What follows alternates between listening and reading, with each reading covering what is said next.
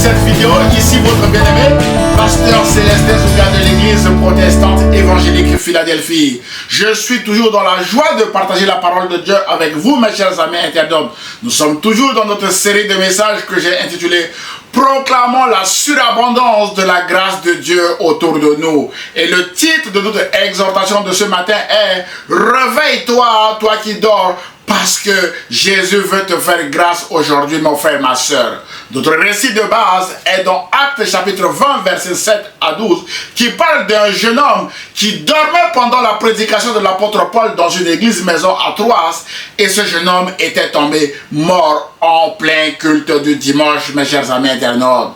Frères et sœurs, la Bible déclare en Actes chapitre 20, versets 7 à 12 que le dimanche, nous étions réunis pour rompre le pain. Comme il devrait partir le lendemain, Paul s'entretenait avec les disciples et il a prolongé son discours jusqu'à minuit. Il y avait beaucoup de lampes dans la chambre à l'étage où nous étions rassemblés. Or, un jeune homme du nom d'Étichus était assis sur le bord de la fenêtre. Il s'est profondément endormi pendant le long discours de Paul. Et entraîné par le sommeil, il est tombé du 3e étage.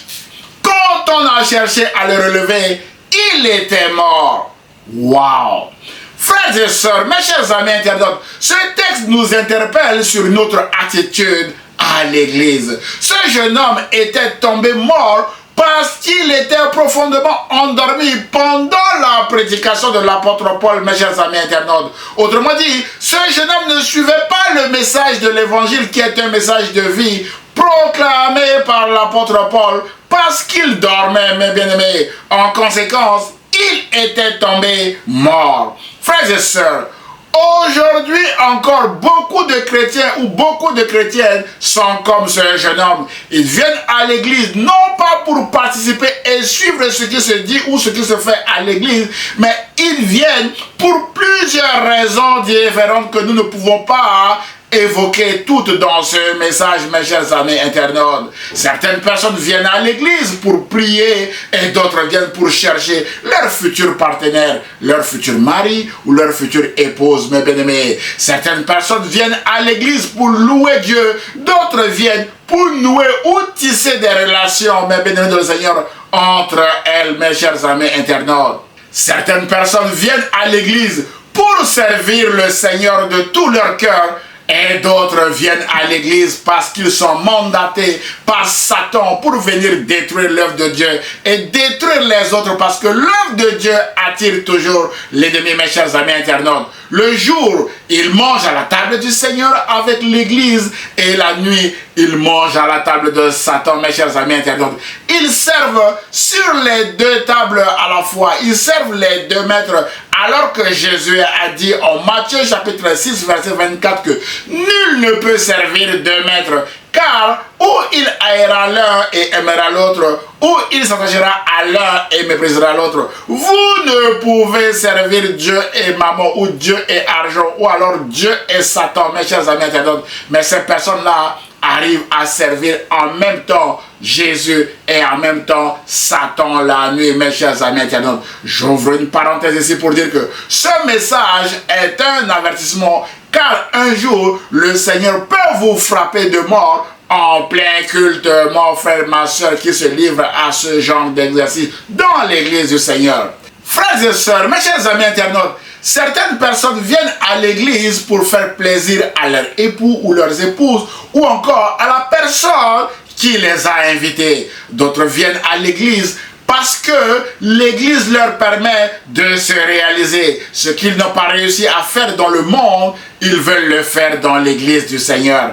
Ainsi donc, mes bien-aimés, les gens qui viennent à l'église n'ont pas tous le même but. Mais la bonne nouvelle est que le Seigneur connaît ceux qui lui appartiennent. D'après 2 Timothée chapitre 2 verset 19. Et le Seigneur recommande vivement à ses brebis d'être prudents comme des serpents, parce qu'il y a aussi des loups ravisseurs parmi eux dans l'église. D'après Matthieu chapitre 7 verset 15. Mon frère, ma soeur, l'église n'est pas un bâtiment Parce qu'on y rencontre des hommes et des femmes avec des objectifs ou des buts très différents, mes chers amis internautes. C'est pourquoi un ancien pasteur a dit, je cite, « Vous ne venez pas à l'église, mais vous êtes l'église, mon frère, ma soeur. » Fin de citation. Mon frère, ma soeur, nous y comprenons que c'est ce que nous faisons quand nous sommes seuls qui détermine notre appartenance ou non à l'église qui est le corps de Christ.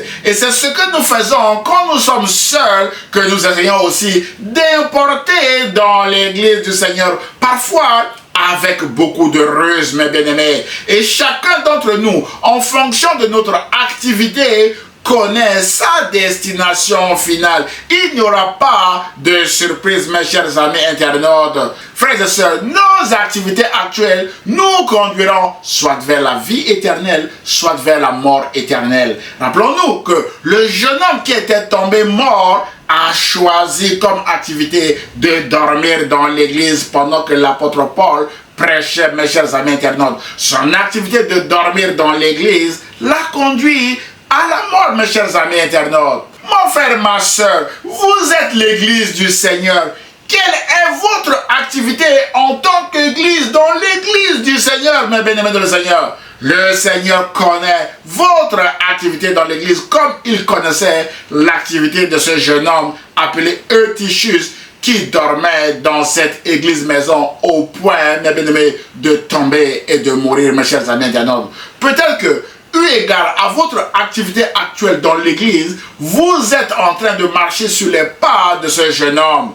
Le Seigneur Jésus vous interpelle aujourd'hui même à travers ce message avec son appel de grâce, comme il a fait grâce à ce jeune homme, mes chers amis internautes. Frères et sœurs, alors que ce jeune homme était tombé mort, la Bible déclare en Actes chapitre 20, versets 10 à 12 que « Mais Paul est descendu, s'est penché sur lui et l'a pris dans ses bras en disant « Ne vous inquiétez pas, car son âme est en lui. » Ensuite, il est remonté, il a rompu le pain et a mangé. Il a poursuivi ses entretiens jusqu'à l'aube, puis l'apôtre Paul est parti. Le jeune homme a été ramené vivant à leur grande consolation, mes chers amis internautes. Frères et sœurs, Jésus a fait grâce à ce jeune homme et il est vivant. Tout le monde autour de lui a été consolé de ce qui s'était passé, mes chers amis internautes. Mon frère, ma soeur, peut-être que vous êtes aussi mort en faisant